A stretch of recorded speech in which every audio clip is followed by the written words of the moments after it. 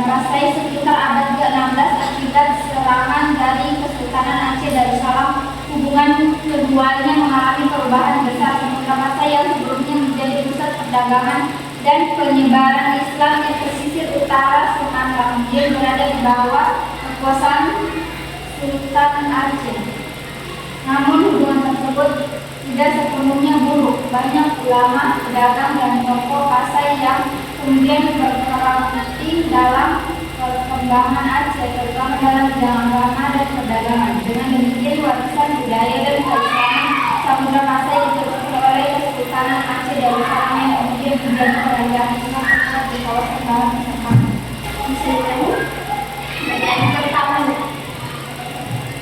setelah perang Kesultanan Samudra Pasai sekitar abad ke-16 akibat serangan dari Kesultanan Aceh Darussalam. Mengapa Kesultanan Aceh Darussalam ini menyerang Kesultanan Samudra Pasai?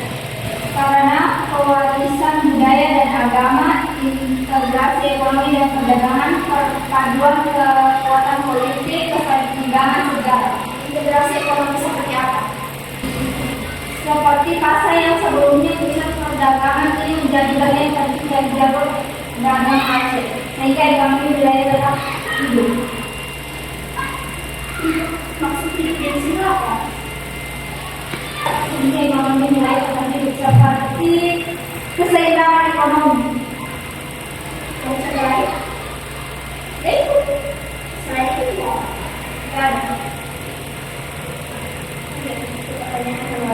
Sultan Hasanuddin dianggap sebagai penghalang utama dari pemerintahan kolonial Belanda dalam memonopoli perdagangan pertama Indonesia. Sultan Hasanuddin dianggap sebagai penghalang utama Belanda karena beliau menolak monopoli perdagangan Jepang oleh VOC dan membuka pelabuhan Makassar untuk semua bangsa. Monopoli yang dimaksud itu kayak mana? Monopoli itu adalah perkumpulan perdagangan oleh seluruh kerajaan-kerajaan dan negara-negara Belanda, kemudian pedagang-pedagang Belanda. Kalau Sultan Hasanuddin hanya ingin mempertahankan kedaulatan, mengapa Belanda menganggapnya sebagai musuh utama dalam perdagangan? Karena Sultan Hasanuddin menolak monopoli perdagangan rempah VOC. Apakah mungkin mempertahankan kedaulatan tanpa harus menghalangi letak ekonomi yang dirasakan dari menguasai pasar? Mungkin karena di sini kan benar monopoli perdagangan rempah oleh VOC. Bisa jadi mereka juga bisa seperti yang tadi kamu bilang.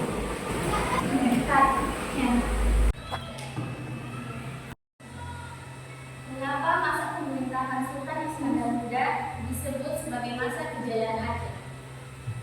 Karena pada masa itu wilayah Aceh memiliki puncak kekuasaan politik, ekonomi dan budaya. Kekuasaan Aceh meluas hingga Sumatera bagian utara, dengan Hindu Malaka, bahkan hubungan adanya beberapa Arab, Turki dan India. Contohnya dari bidang politik, ekonomi, dan akal kapitalisme. Contohnya di bidang politik adalah Aceh berhasil memperluas wilayah kekuasaannya, ekonomi Aceh menjadi pusat perdagangan depan, dan budaya Islam berkembang pesat. Contoh dari berkembang pesat Islam di Indonesia. Berdirinya kerajaan-kerajaan Islam, berkembang pendidikan di bidang warisan, perkembangan lembaga keagamaan organisasi Islam, meningkatkan jumlah umat dan infrastruktur keagamaan, pengaruh Islam dalam kehidupan masyarakat. Apa itu infrastruktur keagamaan?